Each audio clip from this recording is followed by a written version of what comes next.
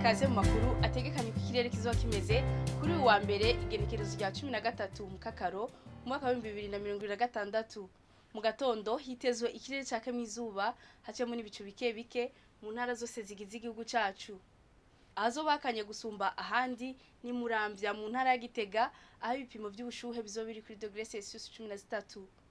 Ku muhingamo hitezwe ikirere caka mizuba hacemo n'ibicu bike bike nka hose mu gihugu cacu uretse mu Kayanza n'Ingozi hitezwe ibicu vyinshi. Azoranga ubushuhe gusumba ahandi ni mu Cibitoke mu ntara ya Bujumbura aho ibipimo by'ubushuhe bizobiri kuri °C 31. Ejo mu gatondo izuba rizoseruka igihe cy'isaha 12:10 rirenge ku mugoroba igihe cy'isaha 12:6. Amakuru ategekanye ikirere cyo kuri wa mbere ni ngaha agarukiye.